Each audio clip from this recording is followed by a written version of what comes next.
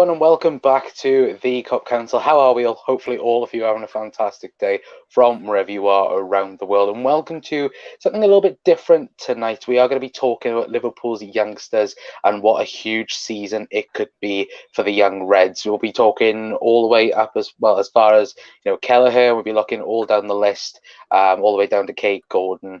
Anyway, and there's about 6 or 7, or even 8, I think, on the list that we'll be talking about particularly tonight. And as well, we'll be starting the stream off talking about Neco Williams as well, potentially moving to Nottingham Forest as well. There is a poll in the chat right now as well. I think, yeah, I've learned how to do that now. I've got new toys, so I'm showing them off. But no, guys, there is a chat down below, who you think will have the better season. There's only 3 players there. It is the main 3 that is in the thumbnail as well at the moment. I want to let you guys, have your say on who you think will have the better season this year anyway. But as you can see, I am joined by 2 very special guests. First of all, Jack, Makendo TV, or Jack is here anyway. Jack, how you doing, mate? Everyone's taking a bit of a acclimatization to me name change. It's weird. I don't like to. I'm like Jack Mac LFC, but he's changed his name now, so I have to say the new name. Yeah. Thank you very much for having me on, mate. Not too bad. I was speaking to Jay. All right, La. Jay's getting sick of me already. He's seen me twice today, so yeah. Thank you for having me on, mate. As always, absolute pleasure, my friend. And of course, we do have the legend himself, Jamie Phillips. Of course, from Jamie Phillips Football Channel. Jay, how are you doing, my friend? Yeah, I'm doing good. I ain't been on in a while. This should be a fun show, my friend. I'm looking forward to it. Yeah, it has been a while. To be fair, I think yesterday someone DM'd me asking, "Can you get Jamie back on the channel?" And I was like, "Huh." He's back on. We're trying to get him back on, but yeah, he is back on. You need the sex appeal. That's what it is. Definitely don't get that with me, do you, Jack? Hey, I'm gonna have to be paying a rate by Erg, lads. Like, I can't be doing this. That's right. You haven't got channel memberships yet, Con. You'll get there in the end. Yeah, hopefully. Pick up the original trio, No Chocolate Biscuits. Hello, Ravi. Hopefully, you're having a fantastic I like day. a chocolate biscuit. Gary Evening All, Brian says Evening Connor, and everyone as well. Hello, Brian. Hopefully, having a fantastic day. Jamie La and Colin says Gary, and Gary says Jamie is a legend, no doubt about that. Anyway, but we will move on then to the first story of tonight, and that is Neco Williams. Nottingham Forest are in advanced talks with Liverpool to sign the Welsh international. Now, the Telegraph were the first reporters on this, saying Nottingham Forest poised to sign Liverpool defender Neco Williams for 16 million euros. If you go on to read the report, it says that Liverpool are trying to get an additional fee of 16 million pounds and trying to get add-ons in the region of 20 million pounds. Now, Jack, 20 million pounds for Neco Williams, Julian Ward's, excellent deal for Liverpool, would you think? Yeah, we need to pay off that salary contract as quick as we can, can't we? So we need to get every last penny out of our players. But yeah, no, it's great, mate. All 3 of us have spoke probably off camera over the last 12 months, and most Reds, we do our dealings quite well. And obviously, Neco, 100%, you could easily get 16, 20 odd million, because you look at the players that are going for like silly prices already in the Premier League. Forest have probably got a lot of money. I know that they are backed by a billionaire. I think they are anyway. So they're not short of pennies. Obviously, the promotion into the league. So it'll be interesting to see how they do well, but 20 million, 15 million, absolute steal in today's market. Welsh international, only 22, 23 years old, and he's played for Liverpool Football Club at the highest level as well. So it'll bring a raft of experience in this. Yeah, no, absolutely. And Jay, again, 16 million pounds guaranteed for Liverpool, rising up to 20, like Jack said. I think for such a young talent, we all know at Liverpool, the right back position is, of course, one of the most hardest positions to even, entertain at Liverpool because of Trent Alexander-Arnold. But you look at it, young, talented, he's got plenty room of improvement, within himself. I think this is a really good deal for Forest, especially, I know that Fulham was in the deal, quite a lot, and then they've gone now for Mbabu now by the looks of things. But what's your thoughts about Nottingham Forest getting Neco Williams, and just Nottingham Forest as itself. Because to be fair, they've signed some very good players of late as well. Yeah, I think it would be a good move for him. To be fair, I think Spence is on his way to Spurs. Well, he was at Borough on loan at Newcastle. He's on his way to Spurs. So, yeah, Nottingham Forest need a player in that position. So, Neco Williams is a very good footballer. I feel sorry for Williams. I mean, the abuse he got by some of the fan base when he played was disgusting. And, he came on instead of he's not Trent Alexander-Arnold. It doesn't mean he's a terrible footballer. You know what I mean?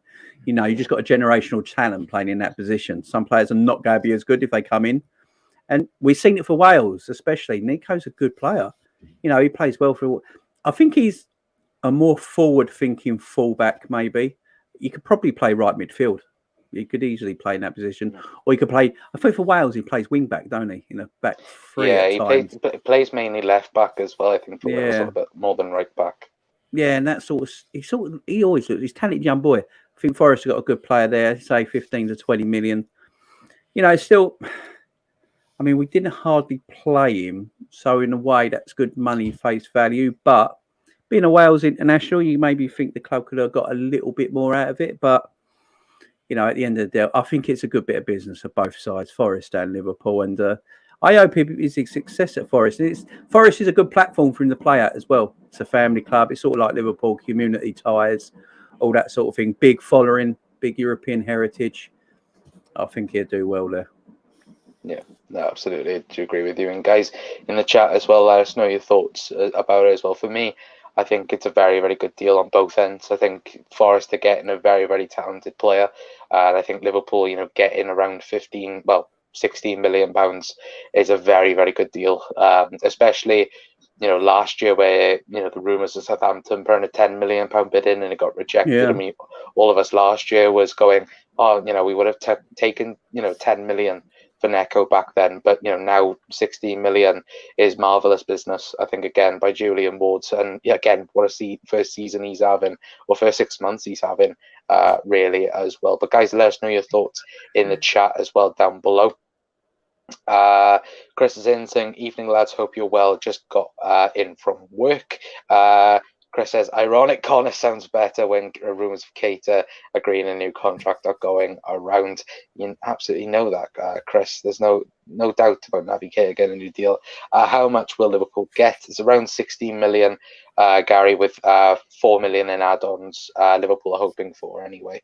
Of course, nothing concrete yet. As it is a question, how crucial will Carvalho and Thiago be when we play Nunes? We'll talk about that in a brief moment when we talk about Darwin Nunes. Sorry, about Carvalho as well. Neco is a good talent. Did he get abused? Yeah, it was after the game. I think we beat. It was a League Two side, wasn't it? We beat 7-2, and for some reason he just got a ton of abuse. He blacked out his Twitter, didn't he?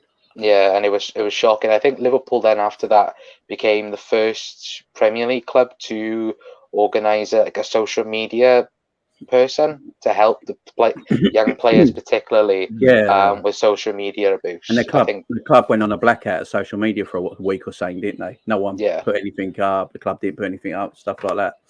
Yeah. What else we got? The abuse he got was not good. Of course it wasn't. Liverpool did the correct thing, and Neco himself, I think he's even gone on a podcast and spoke about it as well in the summer, speaking about it.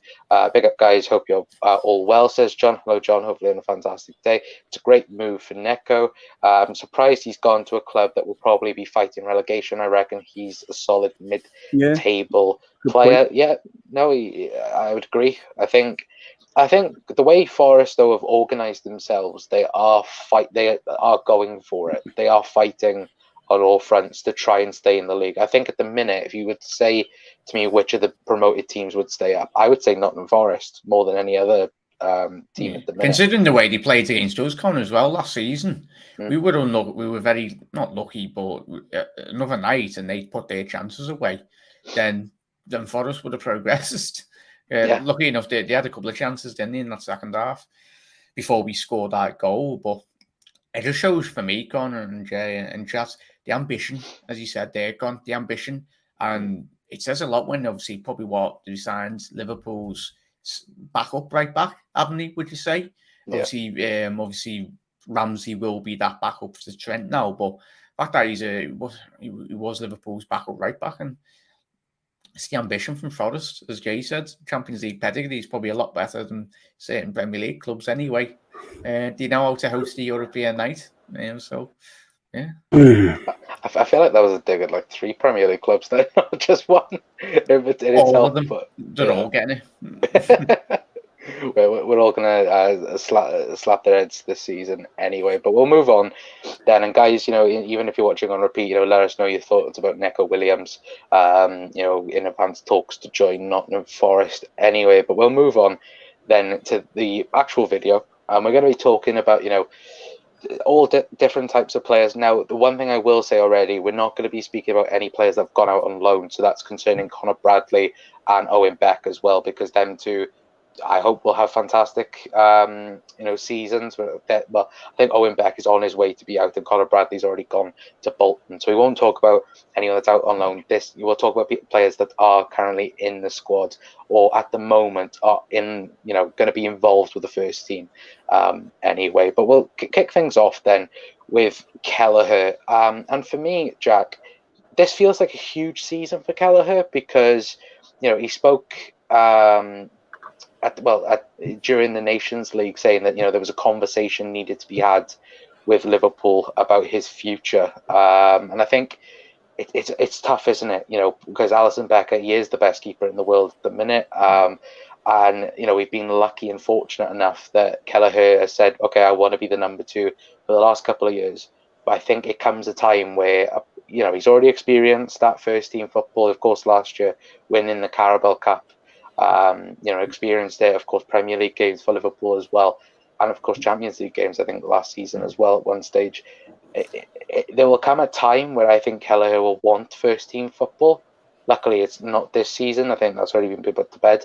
But what do you think is next for Kelleher this season? Do you think he might get the full cup games? Do you think he might get a couple of league games? What's your thoughts about Kelleher going into the season? I think his objective is to hopefully win the League Cup again and helping Liverpool win cup competitions again. That's the most important thing that he can do. Obviously, the progression in which he showed, especially over the last year, as we mentioned, the great performances and he had as well, especially scoring the winning penalty as well to Wembley. But I think long term, post this year, I think he will eventually move on loan. I think it'd be very unwise for Liverpool to very much sell him, but he could easily play for a top 10 team in the Premier League. I think he is Premier League standard, and if there is a team in the Premier League next season that would like to loan him out, I think that would be his next step. But for this season coming, I think if he just can, as I said, win the FA Cup or League Cup again for Liverpool, I'd see that as real progress, really, mate. Yeah, and I think Jay as well. Just obviously he played all of the cup games. I think the League Cup games anyway, apart from one where Alisson needed rhythm in the game after having COVID and that. But for me, when Kelleher has been called upon, he's been nothing short of brilliant. Again, we've seen plenty of goalkeepers over the last 10 years just for itself. We've had pretty poor goalkeepers. I won't mention names, but Kelleher, and like I said early on, I think we've been fortunate enough that we've had such a good caliber of goalkeeper at number 2 that Liverpool, we don't tend to normally get, do we? Where we have one world class goalkeeper and one that could be world class in the future as well. Yeah, Kelleher, special player. We got a good number 2 at last. It's been a long time since we had a good number 2. Cup games, I can see playing FA Cup and League Cup next in the coming season, especially the League Cup. He'll play all them games. FA Cup, I think he'll play them as well.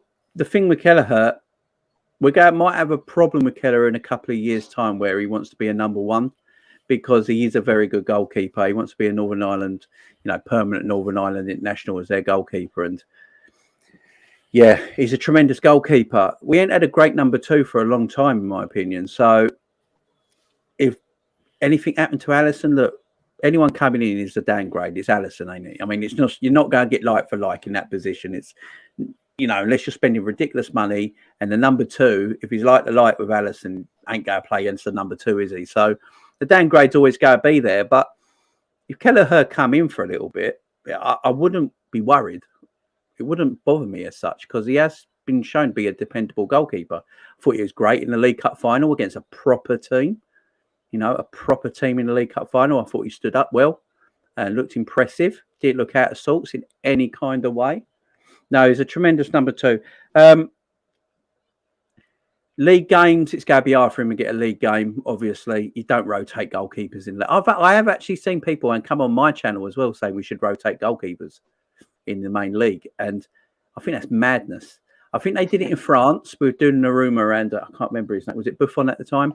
Because they didn't know who was their number 1. So they just kept, because Poch is a weak manager, so he couldn't decide who to pick. You can't be doing that. You can't be doing that. You got to have your goalkeeper, and that's it. I think we went through a time when we had a goalkeeper and a Champions League goalkeeper, didn't we? Was it Mignolet for the Premier League and Karius for Champions League? Yeah, that's never going to happen again. Alisson will play the League and Premier League and Champions League.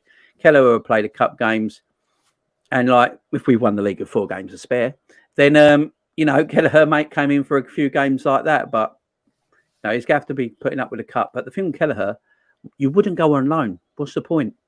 What's the point? You're training with the best goalkeeper, arguably in the world, in one of the best training grounds in the world, with some of the best coaches, the best players, the best manager. You're going to get more experience learning off that than probably going on loan, in my opinion. So, no, keep him in. Yeah, I think the big thing as well with Kelleher is, look at how, when we won the league in 1920, the first 10 games of the season, Alisson gets injured, Adrian's then called upon. It's quite easy that something could happen, and then Kelleher is just automatically there. Now, obviously, we know, and Jay said it perfectly there. I think Alisson, he is the best in the world, isn't he? There isn't much out there that like Alisson Becker, but I think it is always good to have a number 2 that's so world class, because we've had the players like Mignolet, Karius, Adrian, that have thrumble under the pressure, and I think that's it is a good thing, of course, but in time you'll want to move on and first team football. But I think for now, I think he is content at Liverpool, and then look, I think again he has all of the cup games, in my opinion. Even if we're through and safe in the Champions League, I would say even a Champions League game, here and there, of course, obviously not knockouts, just group stage. Because again, knockouts, you don't mess around with knockouts. Games. Been there, done that. No, not saying any names. We know. No, we know who it is anyway. But we'll move on then, and we'll talk about the new right back, Calvin Ramsey. Now, I think this is a little bit a hard one, and I'll start with Jay first, because again, we spoke about similar towards Neco Williams, how you get a game ahead of Trent Alexander-Arnold. But I think it's so crucial this year, because we've seen last year when Trent missed those 1 or 2 games, James Milner there, that City game, we were fortunate in some sense because, we got away with a red card a little bit, but we'll have someone that Jurgen feels, can offer the similarities of Trent. We've got Joe Gomez as well on that right-hand side, but I think, bringing in Calvin Ramsey, I think just goes to show where Jurgen was like, we needed that player to, copy Trent, because I think with Joe Gomez, he is brilliant defensively, but I think going forward he doesn't offer you this quite the same as, of course, obviously he doesn't offer you anything like Trent, but doesn't offer you the same positioning as Trent, where I think Calvin Ramsey would do. Yeah. Calvin Ramsey is a decent right. Since we were interested in him, I've gone and looked at Aberdeen games. Now I actually watched about 4 or 5 full 90-minute Aberdeen games. That's a difficult game, by the way. And he looked tremendous. He's got the energy of Robbo, the intensity of Robbo, but he's got Trent-esque passing now. Obviously not like Trent, but he's got that. He can whip a ball. He can do it on the outside of 30, inside of his foot. He likes to pass forward. He's got a very good cross on him, very pinpoint cross on him. And I think he'll play more minutes than people might think because of the 5 sub rule next season. Now, we know Trent, me and Jack were talking about this earlier. Trent was in the red zone. He probably still is. Trent's been in the red zone for a long time and absolutely shattered. You can tell he was as well. Even at the beginning of the season, I thought he looked still a bit sheepy, a bit tired. And this is where the 5 sub 4 will come in, because if Trent's having games like that, you can bring him off after an hour. A lot of the times our games will be won after 60 minutes. A lot of the time, you can bring Trent off, put Ramsey on for 30 minutes, 20 minutes, change it up a little bit. Ramsey also gives us the opportunity to change the way we play in games. Sometimes we could also change, like if Klopp wants to go to a 4-4-2 formation, say like we have done this season mid-game, and you could put Ramsey at right back and Trent at right-sided midfield. And not lose that. You still got Trent in that wide area, but you've got a defender coming at fullback and playing 2 up top. So you can change it up a little bit. And we've not had that really since Trent's broken into the team. Klein was injured that whole time when Trent was there. Then he was let go on loan. We never replaced. And yeah, I think this makes a lot of difference to us, a real lot of difference. And I'm looking forward to it, actually. I'm looking forward to seeing him pre-season because he'll probably play next week against Man United. So it's going to be good. It's going to be good. Yeah, no, and you mentioned a really good point there about, changing, between Trent and himself and, different formations you could try. I think what was also interesting, Jack, was in Calvin Ramsey's, opening day video package where he was like, I could play right back, but I can also play, centre midfield, and I could play right wing if you want me to as well, which again, versatility. We all know Jurgen Klopp loves versatility in a player, but as Jay said there, I think it's going to be interesting to see, this preseason, how he works, because, looking at, just clips and, advanced clips on him, he does, produce, I think it's around, in the Scottish League last year, he was producing, 4, key crosses into the box, per 90. And again, the way Liverpool work and the way how our fullbacks work, again, it's another one of those players that you can't wait to see already. Dead ball specialist as well.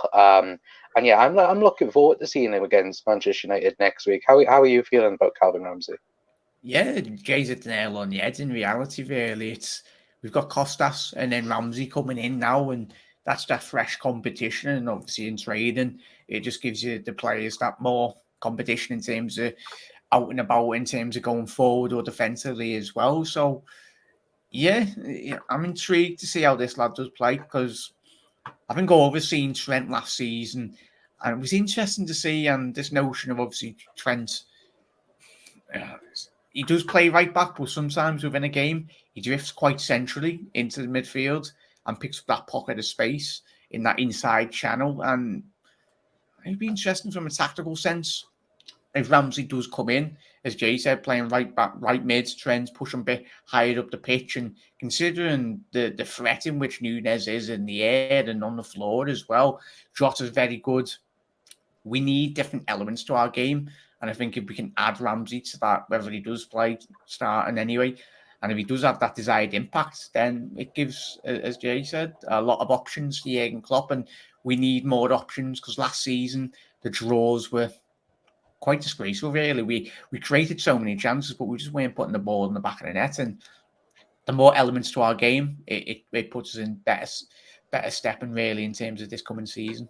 It's exciting. Yeah. No, it is exciting. And I am very much looking forward to it. Again, I feel like this preseason, but again, I'll probably say this in another 12 months' time. Like each and every single year, it gets more and more exciting. Probably because Liverpool are a very good football side. If Liverpool wasn't so good, it was like, another season. Like the Manx and like Arsenal and that. It's exciting to watch the football side. They're getting excited over warm-up videos, Christ. That's the time. Hey, that was us 2 years ago with a signing. It's like, oh, new signing. Oh, we'll watch every single video on it that Liverpool put out anyway, of course. But that time has changed now anyway. Until Darwin Núñez does come in the door, and you're like, oh, let's watch a bit of Darwin every single day. Anyway, but guys, leave your comments in the comments anyway. Guy says he will play cup games. I think this going back onto Kelleher. Brian says there's one story in the Irish press a while back about him leaving, but that was more long-term stuff than running a transfer or anything. Yeah, exactly. And yes, it is Republic of Ireland. Even Jay has mentioned it is Republic of Ireland. We apologise for that because people will go mental in the chat. He's Ireland's keeper, Northern Ireland. Let me scroll a bit further down. Brian says, is it Banzunu? Is that how you say his name? Has gone to Southampton, and so he's pushing for the spot as well. Who is currently Republic of Ireland's goalkeeper? Because I always remember is it Randolph, the former West Ham goalkeeper? I don't think they know at the moment. I think Kelleher is pushing, so because he has been getting games, ain't he? So yeah, he's better than Randolph. So. Oh yeah, I remember us being linked to that Randolph because I think he played against us in 17-18 and he made one good save and people were like, oh, he's a very good goalkeeper. I was like, no, shut up. It was those years though, boys, didn't it? It seemed that every game we played at Anfield, the keepers used to have blind. Oh, they have world days, don't they? Yeah. It's like you're playing against Prime Neuer or something in goal every single game. Nick De Gea Pope. was the worst, though. De Gea was the worst, mate. Oh my god. Nick Pope and De Gea were the two that were very underrated keeper. And then before we signed him, my man was playing for the Prime Yashin when he was in goal, and then we signed him, and then it's mad as well. And it's mad as well. And we put 8 goals past Alisson and bought him. Yeah. So it just shows that you don't really need to play a blinder, to be like. I remember Twitter. They were like, "Oh, we scored 8 goals past Roma. Like, why on earth are we going for him?" I was like, "You stupid idiots!" Like, honest to God, shut up. What actually his fault? No, exactly. Like, just going double figures in overtime. Just literally go watch like Mo's goals. It's like, can he stop any of those? No, he can't. To be fair, there was a time where that was the only game Alisson had lost at Anfield, which was mental. And I think it was like a big. I think it went on like 60 games, wasn't it? That Alisson's only defeat at Liverpool at Anfield was with Roma, not Liverpool. That's mental. Who the current team? There's about 1 or 2 that have still got that record though. Is it when Fabinho and Naby have played together at Anfield, they've not lost? Or Virgil's never lost at Anfield. Yeah, he's never lost at Anfield. And I think when Thiago and Fabinho was playing together in the field, they've never lost. Yeah. Well, it's Thiago Fabinho. I mean, it's not. It's a dream. The 5 subs will make a huge difference, definitely, says Brian as well. Trent will love playing with Darwin Núñez. Those crosses will be. Darwin Núñez. Love it, Gary. I keep saying Darwin because it's just first thing goes to my head. Darwin Núñez. Starting back 5 for the Cups should be Kelleher, Ramsey, Tsimikas, Gomez, and Matip. That's quality. That's strong. That'd win the league. That's better than some back 4s in the Premier League right now. That's ridiculous. What do you think? That's probably the 3rd best defense in the league. That's mad. That's what I'm saying. Our defense and goalkeeper situation is as good as it is in the league. It's probably the best. It is probably the best. It's just mad. 2 left backs, 2 right backs, 4 centre backs, 2 goalkeepers now. Quality. Do you remember the times where we had one of each? It's just like... hey, Colin, Jack, and Jamie as well says Cedric, hopefully on a fantastic day. Jana said, in your view, do we need a midfield?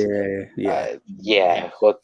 I think every Liverpool fan on every Liverpool YouTube channel, everyone will say yes, but we're not going to break down in tears if we don't get one, basically. If Jude Bellingham goes to City, I'm going to be fuming. Yeah, that'd be the only tip. I just don't see that happening. So I jump on the motorway and stop him. Throw yourself right in front. I'm a protester. Get the ticket with the cable ties as well outside Manchester Stadium. I find it funny how they are literally everywhere. They're at the Formula One, and the next day they're in friggin' France. Like, tell you what, you got some balls on you to do it in Formula One. They just sat there, and I'm like, "What are you doing?" Like the car's literally coming. One of them towards cars hit you, you're gone. You're It was obliterated. that protester was Everton's player of the season, especially after getting there. Nah, it was the steward afterwards trying to get him off with a blunt. Yeah, do you remember that? When he couldn't get him out. How blunt were they? Oh, that was funny. But we'll move on then to the next player. And the one player I think will divide people a little bit as well, and that is Tyler Morton. Now, Jurgen Klopp said last season that he's got a brilliant football brain, but he needs to work on physicality. Now, of course, last year he played. I believe it was. I think he played one Champions League game and 2 Premier League games, especially one against Spurs in the midfield. Yeah, that's out in my mind. destroyed, didn't it? Yeah, he did get destroyed in that game. That was because I think literally everyone had COVID, wasn't it, in the midfield? Is that the game he should have been sent off in as well? With the foul right up the leg. Yeah. Robbo gets sent off in that game as well. Yeah, Robbo gets sent off in that game. Yeah, but Kane didn't.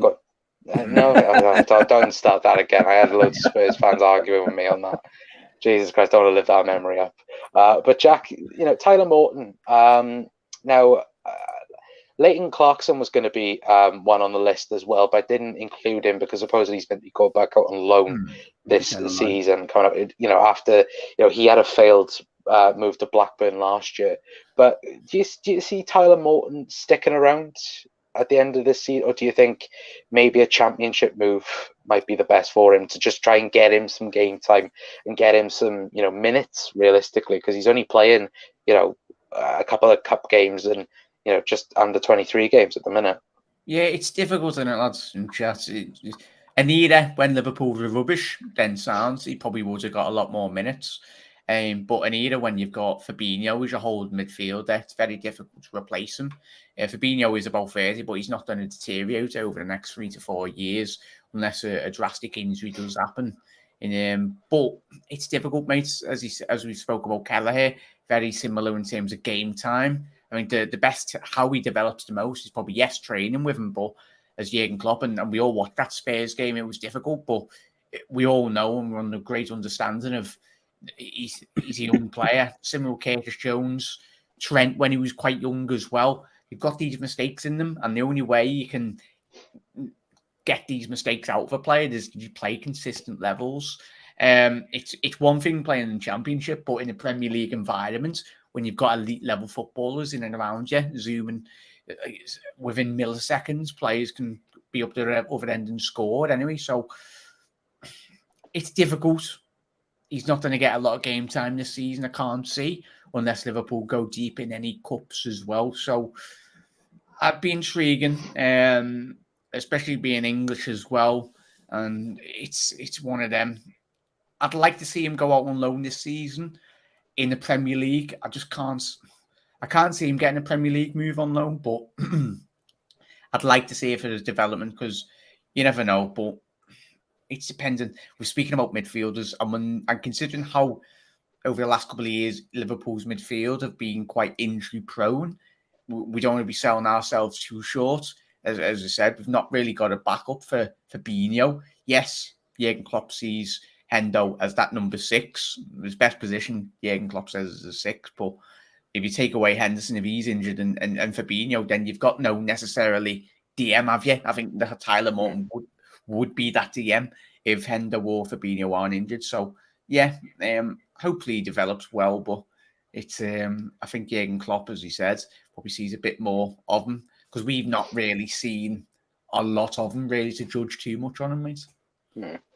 Yeah, no, I would agree. And I think for me, I'd like him to get a top-end Championship move if he was to go out on loan. But then you look at it, you're looking at Championship. Obviously, we spoke about Blackburn, and we thought that last year with Clarkson as well. Harvey Elliott having a successful time at Blackburn. And for me, Jay, one team that automatically comes to my mind is Norwich. Of course, the yo-yo club. That he's going to be playing well, you think he'd be playing top level Championship football if he went to a team like Norwich next season. But yeah, what's your thoughts on it, Jay? Because I think it's a difficult one, isn't it? As Jack said, that sixth position in the squad, it is lacking if Fabinho or Henderson does get injured. And I don't think we can afford to, not address it. But again, we already know the midfield, as Liverpool see it, has to be okay at the moment. But what's your thoughts on Tyler Morton? It's a difficult one with Tyler Morton. I think the thing we have to do with Tyler Morton, do we see him having a Liverpool future? That's the thing. If the answer is no, why keep him? I think that's how we've got to look at it. We've got to be a bit more ruthless, I think, in some ways. Like, he looks like a decent player, but if he doesn't really think that Tyler Morton's going to have a future, I mean, we're looking at midfielders next summer. We'll probably go buy 2 midfielders in next summer. I mean, that puts him even further behind, don't it? And if he's going to have no future at Liverpool, you might as well just let him go now, in my opinion. But he's one of the only young players that Jurgen's not put out on loan. So he obviously sees something in him and wants him in around the squad. Now, physicality, he lacks massively. He's very slight. He looks just like one of them players that might have matured a bit later on in life, just a bit like, I mean, Stevie did as well. Stevie matured later on. You go, growing pains and stuff like that. Even Trent as well, though, Jake. Yeah. Was it last year he come back a bit bulked? Trent's been on site. And then, and I've got to say, Trent is the coolest looking mother, though, ain't he? See him at the Formula One, Shield. Yeah, he's a cool geezer. But yeah, Tyler Morton, if he can get his physicality sorted, because he has got a football IQ. I noticed that when he plays. Now, he obviously looks like a number 6, but you can have different kinds of number 6s, can't you? You can have a number 6 who's the aggressor, the enforcer in midfield, like a Fabinho, or you can have a number 6 who can dictate a game from that position. And I think that's more what Tyler Morton is as a number 6, a player who can dictate a play. He can win the ball, get the ball, receive the ball, find space, receive the ball. And then he's got a good pass in him. We noticed that when he played, he can actually pass through the lines quite well. Passing to feet, he's got that about him. He doesn't mind spraying a pass. When you're a young kid getting the ball and spraying a 50-yard pass, sometimes you feel like your manager's going to have a go, so you don't do it. But he can do it, and I think that's what Klopp likes about him. Now, if he just put on a bit of timber and got in the gym, and got on them aspirin inhalers, it'd be. Don't start them, Jay. He'd be rocking, but I have to look at it a bit bluntly and think, if he's not got a Liverpool future, do we just let him go now and just have a career elsewhere where he can have a great career somewhere else and just have a good one? But Klopp sees something in him. Obviously, that's why he's staying. Make sure that buyback clause is in, if that was the case. And to go on to the thing, if anyone has seen the Ben Davies post, it's hilarious. I hope he's done that on purpose. Holding the inhaler. Yeah. Have you seen it when he's holding the inhaler in his hand and all that and walking through? Have you seen rival fans? They have gone to that photo. Yeah. They have zoomed it in. Everything and gone, this cheating, the cheating Liverpool are doing. But do you see what Liverpool actually? No one actually takes time to read what Liverpool actually do. You see the machines they get them on in pre-season, and it checks for any kind of airway disruption in going into their lungs, because you can have asthma at the mildest form and actually go your whole life and never knew you had it because it doesn't affect you so much. But these sportsmen, they're such athletes that they can detect the littlest part, and it's not illegal. If Liverpool, at the end of the day, it's not illegal. It's not sport enhancing. So, yeah, I mean, try and tell that to the Man City and Man United. It's funny. It's funny when City come at you. They're sports washing. You know what I mean? It's laughable. I literally see it. I think we posted something on TikTok about Darwin Núñez, and people were like, "Oh, can't wait for the next asthma player to be announced for Liverpool." And by the way, if it was really that bad, would Mane have passed his medical at Bayern Munich? But yeah, it's like it would have come up. Yeah, I've got inhalers and everything. I'm telling you what now, it doesn't improve, as Jay said. It doesn't improve if you're having asthma. Like, if your lungs are knackered, your lungs are knackered. Yeah, And they exactly. would not be a professional footballer. And then was it Delafeu had it quite bad, but he didn't last until like the 70th minute. But obviously, there probably is. But just let them you'll enjoy it, Ravel hilarious. fans, won't you? Yeah, it's hilarious. Just hilarious. It's about the only thing they can banter Liverpool fans about over the last couple of years, as well. But yeah, I love it, and look, I think Asthma FC. I think like that's been the best thing now. But yeah, you know what's funny about it, though? We've all embraced it and take the piss out of it. We don't care, and that's pissing rival fans off because they want us to fight you about it and all this sort of stuff. And I don't know a Liverpool fan who actually embraced it and just go, yeah, whatever. Yeah, cool. yeah, exactly. Don't care.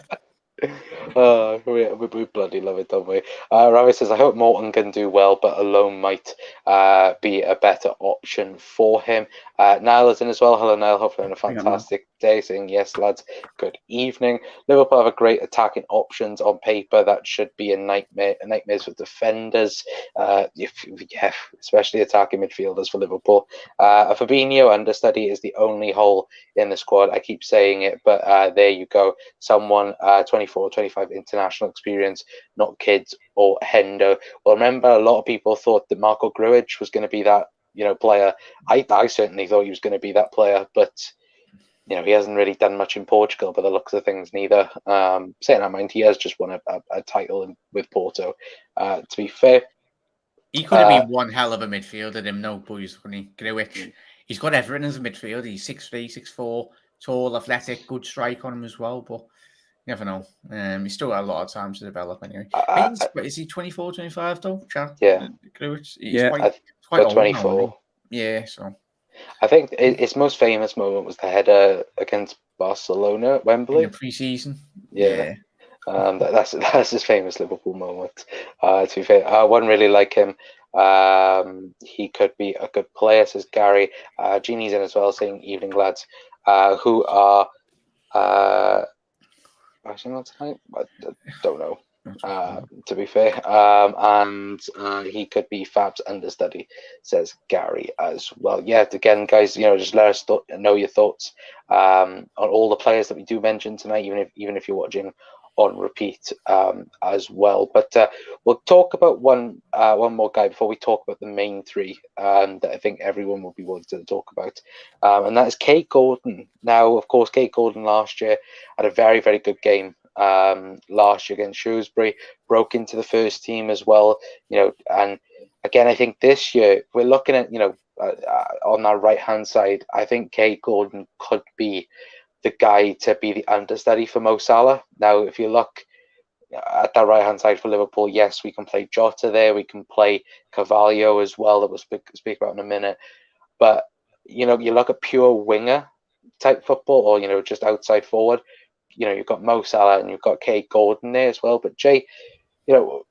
what type of season would you expect for Kate Gordon? Because for me, again, it would be similar to like we've already spoken about with the likes of Kelleher and Calvin Ramsey, where cup games would be priority for me, and then just being on that bench then for Premier League games, and again taking an understudy then of Mohamed Salah and just trying to learn off easily one of the best players in the world. Yeah, totally. I love Kate Gordon. I can see something special in this guy. I think he takes Taki Minamino's minutes. I think he becomes Liverpool's new Taki. That's why I haven't gone to replace Taki, really. Everyone keeps talking about squad depth. Now we let Taki and Origi go. At the end of the day, Taki and Origi never played. So, Taki, I think Taki played against Southampton on the second to last game of the season, didn't he? And that was his first start in the Premier League for 12 months. So it just tells you, Taki didn't really play. So that depth's not really a problem. So I see him taking Taki's spot. He'll play the cup games. He might get in some Premier League squads and Champions League squads as well. There's injuries going to happen. It always does. But it's going to be, you have to put, is it 9 subs you can call on now and 5 to be brought on? So it's going to be a big bench. So there'll be room for him on there. But yeah, I like him. I've seen him play a couple of cup games last season. He's got talent. He's got pace. Was it Forest he played against? And had a few opportunities, I believe, and Forest, Shrewsbury, and there's another one I'm forgetting about. But he played a Premier League game, didn't he, as well? And he should have scored, if I remember rightly. He had a couple of one-on-ones and shot straight at the keeper a couple of times. But you can see he's a player. You know, he's a young boy. But again, when you're a talent, I don't like a bit like Foden at City, and I'm not comparing the two, but Foden never went on loan because Pep said he won't go to any other club in the world on loan where he's going to get the experience that he's at Man City training every week. And I think that's the same with Kay Gordon. Kay Gordon's got it physically. You know, he can shirk off a challenge. He's got pace. I just think if you keep him training with, you know, one of the best squads in Europe, one of the best teams in the world, best manager in the world, you know, got Salah as his understudy, learning the ropes, watching what Salah does week in, week out, even watching what Diaz does, because I would say he's more of a Diaz kind of player than he is a Salah kind of player. So maybe watching what Diaz does week in, week out, seeing what he does different to what he can learn from. I think that is far better for him than him going on loan somewhere where he's got to play every week, but is he going to learn anything? That's the difference. You can play every week, but if you're not learning nothing, there's no point in playing every week. So, yeah, I say Gordon stays, takes Taki's minutes and Origi's minutes maybe, and learns off some of the best players in the world in our actual squad. Yeah, no, I would absolutely agree, 100%. Jack, have you got anything else to say on Kay Gordon? So I think it's interesting as well how Jurgen, like last year, I remember in the you know, when Mo and Sadio both went to AFCON, and I think everyone was screaming for, you know, Ox not to play on the right. Everyone was like, you know, give Kay Gordon a chance.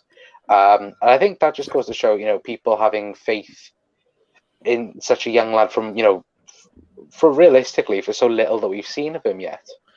Yeah, as Jay said, he's only 17, man. Yeah. 17 years old. That's crazy. He's only just turned a professional about a year ago anyway. But it's, as Jay said, nail on the head. There's no better environment than the training ground anyway.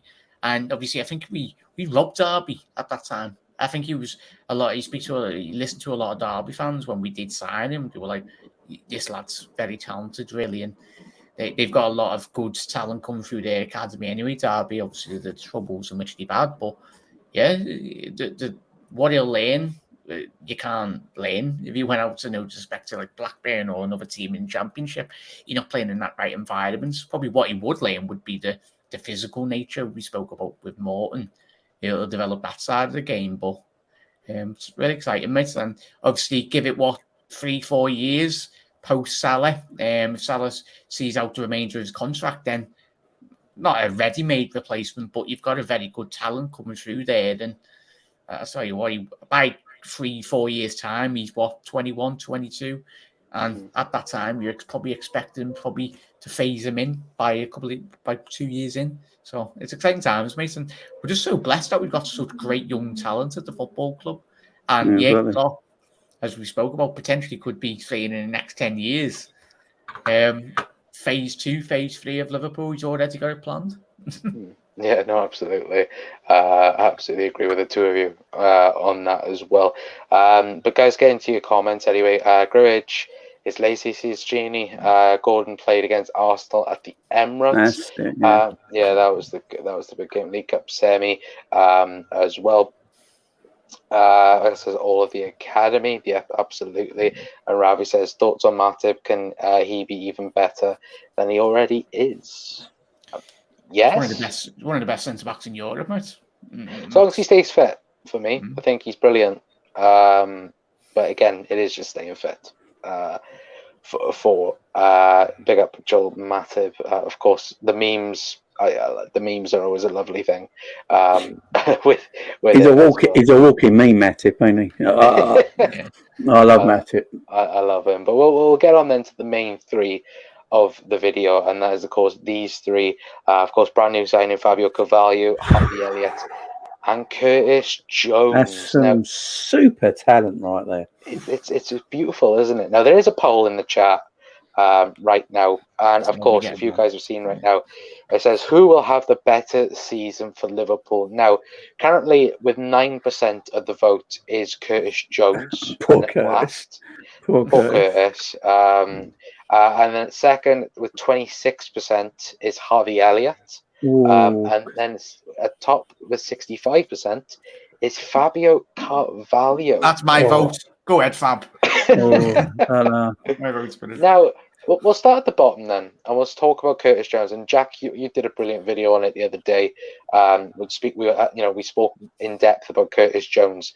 And for me, I think out of the three, I think this is such an important season out of them three in particular, because unfortunately, Curtis Jones's development has been brought up really, really quickly since he came into the Liverpool team. Was brought in slowly. Then, of course, all of our defenders got injured, so all of our midfielders went in defence, and then he was brought in very, very quickly. And again, I think people, me included, to be honest with you, I think we need to forget a little bit about Curtis Jones and how much of a talented player he is. But again, what's your thoughts about Curtis Jones ahead of this season and where he fits in realistically? Yeah, and it was a great video. Thank you for coming on, Con, as well when we done it. It was eye injury last season really didn't help. I think I did have it right on my board, but he missed like 50, 60 odd days anyway, and that's quite a large chunk out of the season anyway.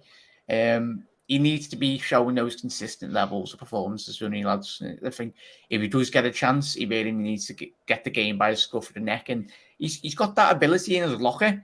We just need to see it at better quality when he is coming up against better quality. He's got it, but we haven't seen it a lot. And I think this season can be not a make or break season, but this can be Curtis Jones' season if he does everything on a football pitch that we're all hoping to do so. I think he's kind of in a catch-22 in terms of where he personally wants to play. I think Jurgen Klopp has sometimes utilised him on the left wing, but he's got that ability to play out wide. But the central midfield roles, obviously, he's not gonna dethrone Thiago, is he? Or Naby Keita. So he sometimes he struggles to really get into the team. But what he can do and what he has been doing over the last 12 months is laying from the best.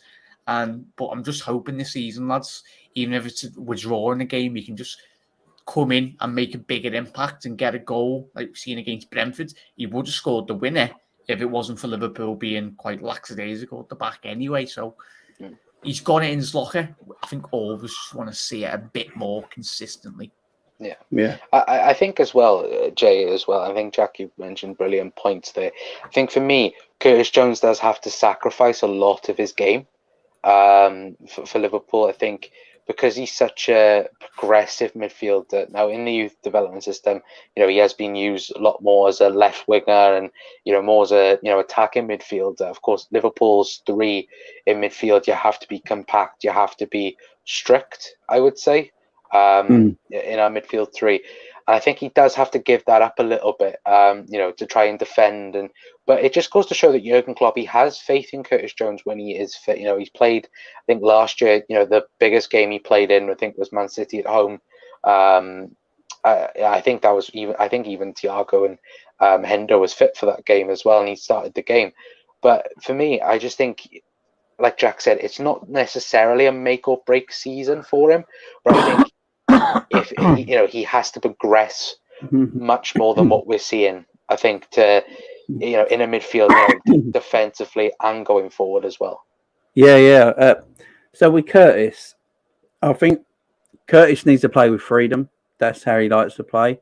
He likes to play a bit of freedom, and I think that Klopp's trying to make him play in a different kind of way in that 4-3-3 formation, where he has to think about his defensive duties as well. So he has that in his mind a lot, and that's why he doesn't release the ball as quick as a lot of people want him to release the ball, because he's thinking about his defensive qualities as part of the game as well. It's very important in this Liverpool midfield. If you have Curtis Jones with a little bit more freedom, believe it or not, Curtis Jones would probably be playing better in a Man City midfield in a weird way, just because of the difference in way that the teams play with a bit more freedom and the way they play midfield. You've seen it with Keita as well. When Genie left, Klopp tried to make Keita a bit more defensively minded, not have as much freedom as he actually likes, And I think that's the same with Curtis. And Curtis has one way of playing, and it is with freedom. It is with freedom. He loves freedom.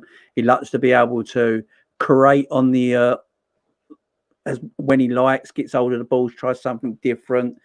That's the thing. When you're playing for Liverpool, Curtis will try a trick, try and do something, and if he loses it, you can feel that tension straight away, can't you? Especially at Anfield, you can feel that tension straight away, and that's not good if you're a young player. You can feel so when you're a young player, because you don't want to feel that tension, that pressure. You maybe start to do things that, you know, like get the ball, keep hold of it, maybe a bit too long, but then play the simple pass, or, you know, and it ruins your game because that's not your natural. That's not your natural game. Play your natural game, and I think that's what Klopp is trying to get out of him, to play his natural game, but he's trying to mature him at the same time because we have to play. The midfield role has to play a certain way in our team. So he's trying to get the best out of both worlds of Curtis Jones. But that's how I look at it anyway when I see Curtis play. And I think Curtis he's got talent.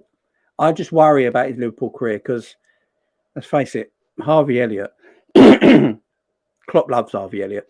Absolutely loves Harvey Elliott. The rumours are at the moment Harvey Elliott's going to probably start the season. And I wouldn't be shocked if he does.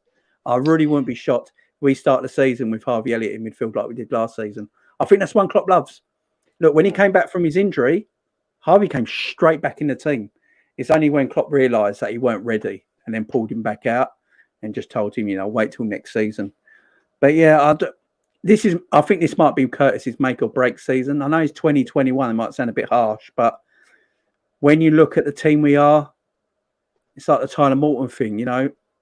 Is he ever going to be a success? If he's not, you've got to be a bit harsh sometimes in reality, you know, and get the players in that are going to make us better. But Curtis is the one I'm worried about out of the three. He's the one I'm worried about the most. Yeah, no, I think the only thing for me is, and you mentioned it there, Jay, and I think Jack mentioned as well, is he has a little bit of delay where, like you said, he does overthink it slightly, where like, oh, should I make this pass and so on. I think that's the only thing for me that would be the worry for Curtis Jones. But I think when the penny does drop, it will drop, and we'll see hopefully the best of them. I think even certain young players when you come through, Trent's been a revelation since he come through, but I think it comes with the confidence on the pitch.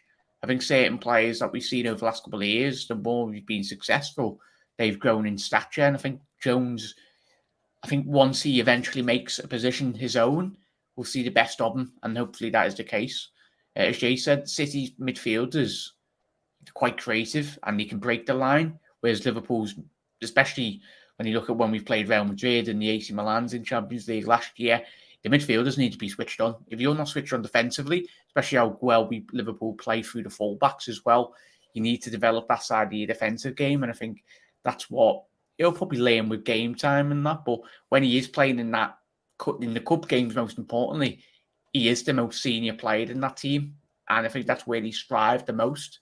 And if he can make that his own, if he can obviously hopefully lead Liverpool to an FA Cup final or a League Cup final again this coming year and be potentially a captain in that team and be the main player in that squad, then I think that's Signing's progression, really, and that will give him a lot of confidence going forward.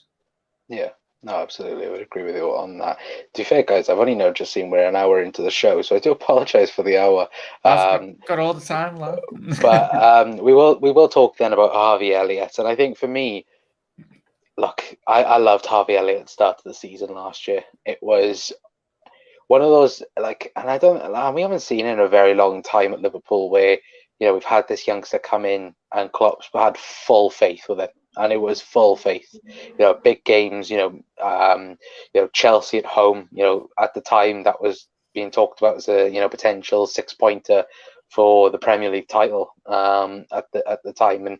And Jack, for me, as Jay said, Harvey Elliott, he come back after his injury last season, come back into the team, was put straight into a game, in a Champions League quarter-final against Inter Milan. And Jurgen Klopp knew that he wasn't ready. And for me, I think, and we all said it, didn't we? Why isn't Harvey Elliott around? I think Jurgen Klopp was smart about it. He knew that look, I'm not going to use many midfielders. I'll have my, the main midfielders I want from now until the end of the season, and I can let Harvey Elliott, have, a pre-season, let him go off a little bit and come back then to a full pre-season again. And as Jay said, I think Harvey Elliott, for me right now, if you were to say, what would be my midfield three, I think Harvey Elliott would get in that for me. But what would be the case for you as well? Do you think that Harvey Elliott will see, the same one that started last season, or do we think you'll see an even better Harvey Elliott than we saw last year? He's one of the most surprising things last year, wasn't it, lads, as well in chat? I don't think, obviously, ideally, you're probably hoping that a young player gets an opportunity, but obviously, Jurgen Klopp sees a lot more than these players than we do in terms of watching the games throughout the week.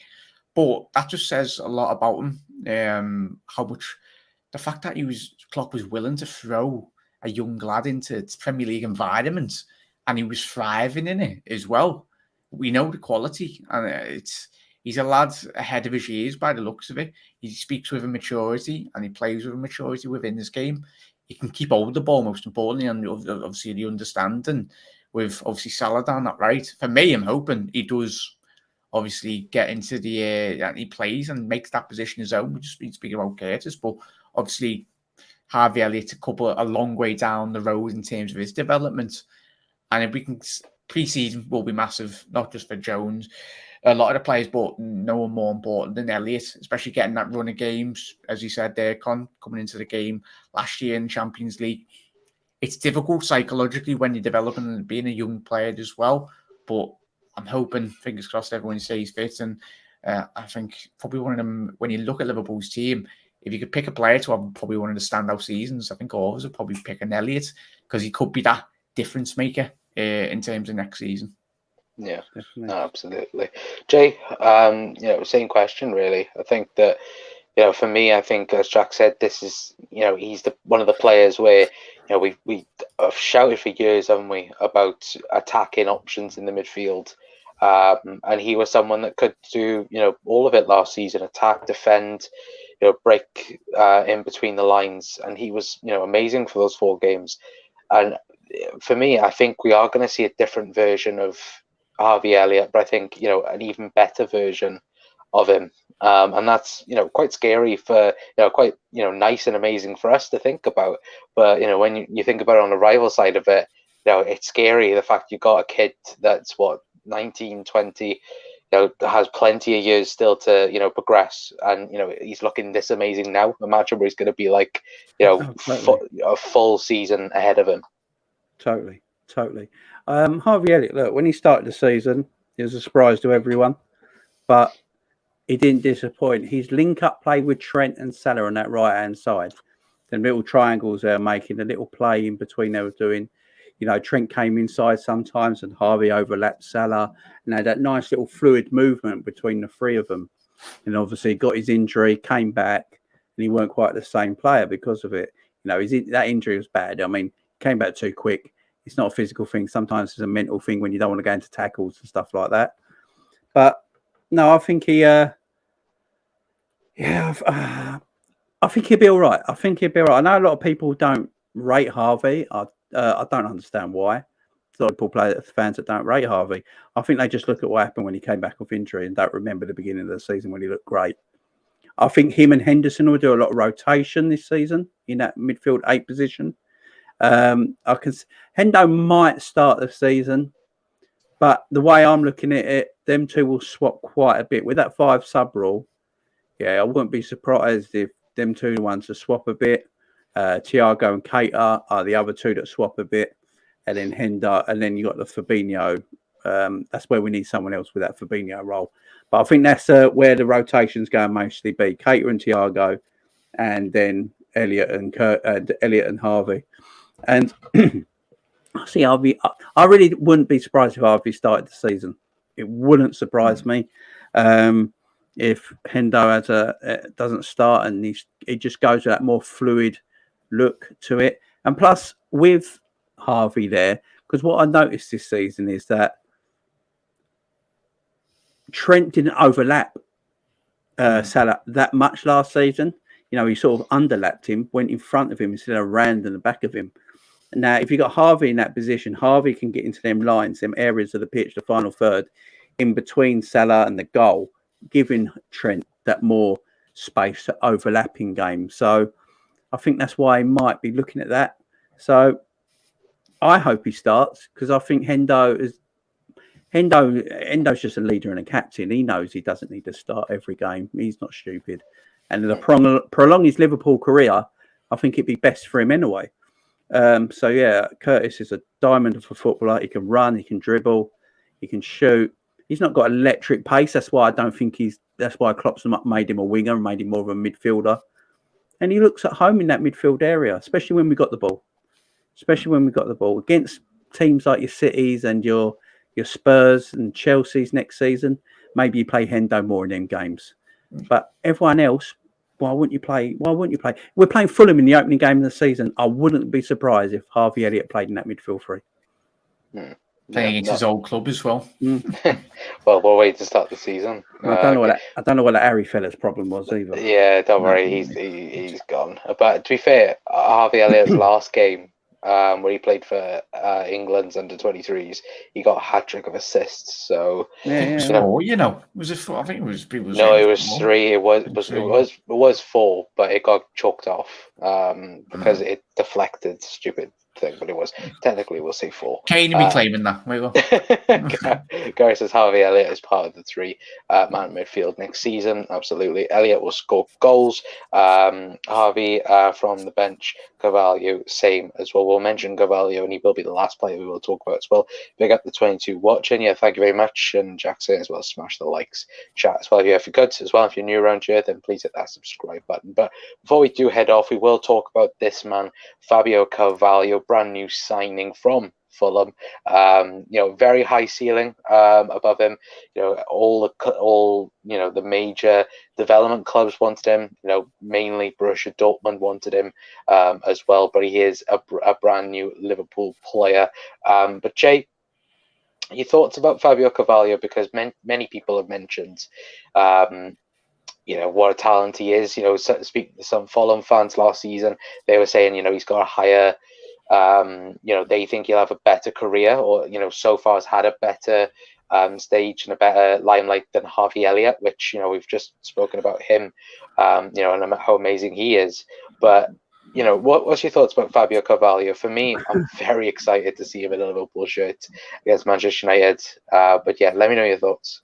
It's crazy what you just said there, because I actually got a very close friend who works at Fulham Football Club, and I can't say too much but he told me that they think Carvalho's got a higher ceiling than Harvey Elliott and what they saw at Fulham.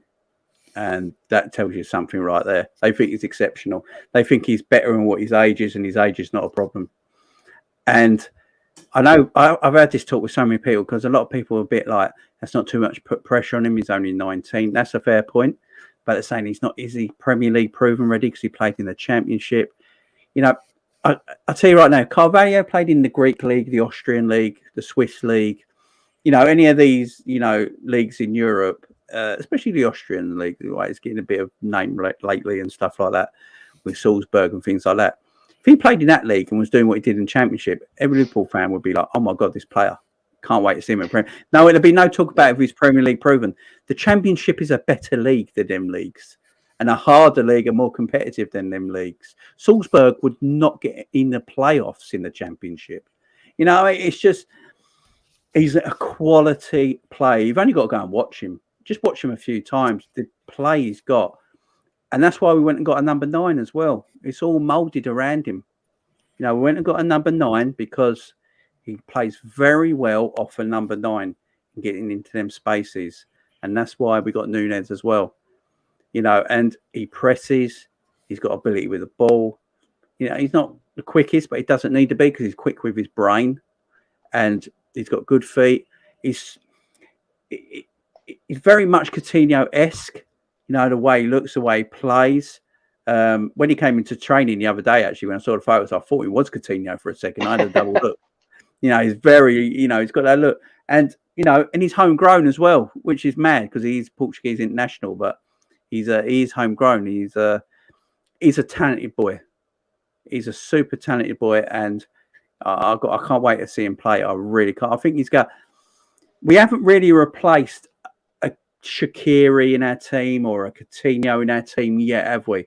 I think we missed our play like Shaqiri last season that could come into the game and do something crazy. Shaqiri had that quality about him. It was only injuries that set him away. Carvalho's got that. He could be the player that breaks down apparently his low blocks that we can't get past and things like that. And yeah, he's a talented boy. Anyone says it's not ready, and yes, he's young. He will have shit games. He will make mistakes because he's still learning the game. He's young. Don't get on his back, guys. Don't get on his back if he makes 2 bad games in a row. Don't get on his back and say, "Oh, he's overrated." You can already hate with the Jake. We already overrate this young boy and all this sort of stuff. It's like, just let him play. Let him play his game. If he makes mistakes, he makes mistakes. It's learning. He's not 28 and they're coming to his peak. Leave him be. Yeah. It's going to be quality. No, exactly. And Jack, but before we do head off as well, I think Jay has said it there. He does remind me a lot of Phil Coutinho, just the way he plays. And if he's anything like what Phil Coutinho was, then we got a hell of an exciting player at Liverpool. But for me, do you think this allows Liverpool, as Jay said, it's no coincidence of the fact that Liverpool have signed Carvalho and got Nunes in to be the proper number 9. Do you think this now allows Liverpool to go into a 4-2-3-1 and change things, or do you think that, as Jay said, he can play, and he can play on the left side of a 3? I think he's been playing that for Portugal as of late, for Fulham, a 10, and he can even play on both wings as well. So again, versatility is a main thing, isn't it, for Jurgen Klopp to choose from? Yeah, versatility this season, Reds, as well. We need to be winning a variety of different games. Not every team is going to open up, and we need that part. As Jay said, we haven't really replaced Coutinho, and that Coutinho type player that could just shoot from the edge of the box, and that's something that we very much lacked last year. Or just someone to break the line, really. I think that's You're saying you don't like Keita's long-range shooting? Well, Keita surprises himself, doesn't he, with the celebrations? He's like, how the hell have I scored that? Keita's got that in his locker. It's the way his foot just goes up. It's like when N'Golo Kante scores. He doesn't shoot, he scoops. It's like his ankle bone has just disappeared, don't it? And he's got that. He scores bangers, though, doesn't he? Hopefully, if Naby can score at least 5-10 goals, then happy days, we'll take that. But we need goals from midfield, and hopefully Carvalho is that player that can, and obviously Elliot, as we spoke about before, boys, as well. It's the unknown quantity, and hopefully it is exciting. And I tell you what, if he is half as good as Coutinho, then we've got a bloody player in our hands as well. Yeah. And considering the fee in which we've paid, FSG will be laughing to the bank, won't they? Yeah, no, they will. They will be, absolutely. And it's going to be one hell of a season if he is anything like Coutinho. Anyway, but I'll ask one person from each of you then. Out of all the youngsters, who are you most looking forward to seeing this season? And you can only answer one. I'll start with Jack first.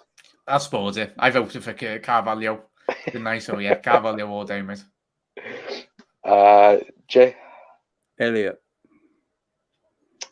Okay, and guys in the chat as well, let us know who you're most looking forward to that we've spoken about tonight anyway. We'll read a few of your comments then before we do head off, because to be fair, I've been over an hour now, and thank you to each and every single one of you as well for tuning in as well. Elliot reminds me of a young Paul Scholes. I wouldn't say that so much, but I'll take it. To be fair, if he's anything like Paul Scholes, we are mustard. Don't worry about that. Exactly. He will play a few games anyway. Paul has said Elliot is overrated. Sorry to say it. Carvalho and Jones are better. Wow. I wouldn't say so. I think Elliot's fantastic. I disagree with you, Jamie. Championship is not overrated. Championship is one of the best leagues in world football, and it can make and break a player. There's no other league in the world where the top team by Christmas could end up 12th. That's mad, isn't it? Was it Forest down the bottom, weren't you, last year? Yeah. And then they got Steve Cooper in a Liverpool coach, and they got all the way up. Well, look at West Brom. West Brom on January the 5th were second with like 4 points behind. I think it was Fulham. They ended up, I think, like 15th. Because they had a cabbage head, didn't they? So. Yeah. And there's a lot of money in the Championship as well. Very rich league. Very rich league. Elliot says Gary, Carvalho, and Jones says Paul and Carvalho would do well. Yeah, they're all as going to be well. mustard. Well, we're just blessed boys, aren't we? That we've got all these got good young talent in the squad. Yeah. For once, we've actually got very good young talent in the squad. Anyway, but guys, thank you so much for tuning into tonight's show. I do very much appreciate it. And again, if you have like a little bit different content, I know we have spoken throughout the squad, and that it's a little bit different away from transfers because we do get sick and tired of them each and every single day. To be fair, even though if Jude Bellingham is in the title, we mentioned that we bring it up for the views. Jude Bellingham is the algorithm at the minute, so go on. Yeah, just put Bellingham in your search, and your sound. But a big thank you to my two guests anyway. Of course, Jack McKendo TV and Jamie Phillips as well from Football Channel as well. Jack, before we do head off, anything coming up on your channel? Anything you've got else to say? Hopefully we'll get you on tomorrow if available, boys. But yeah, as I said, just probably looking at. I've done a Nunez and a Luis Diaz video yesterday, so obviously probably looking in terms of players. We're only a couple of days away from Man United battering them already, so can't wait for that. But thank you very much, Con, as well. Great to speak to Jay again, as always, Mason. And thank you for asking me to come on, mate. Appreciate it. Enjoyed it. Absolute pleasure, man. And Jay, as well, if you've got anything else coming up on your channel? Yeah, so tomorrow I've got a look at pre-season, looking at what the boys are doing in training, going through all that sort of stuff, looking ahead to the first pre-season game, and then on Friday afternoon I've got a Q&A session where anyone can ask me anything in a special little video. Any question, I don't care, bring it. I'll answer it. Don't mention politics. Yeah, just leave politics out of it. Anyone mentions politics get banned. Get them out of the chat anyway. But guys, big up. I will leave both lads' links and channel links in the video description down below. Anyway, we will be back tomorrow with to be fair, I think tomorrow's a transfer show, but we will be back on Friday. Is it called Drews? Maybe. But we are back on Friday. We're going to have a show about Bobby Firmino and whether or not Liverpool should offer the Brazilian a brand new contract as well, if nothing else, of course, is breaking or anything like that, of course. But we will speak all about that on Friday. But guys, please stay safe, please stay well, and hopefully we'll see you all tomorrow at 9 o'clock with a transfer show. But until then, stay safe and you never walk.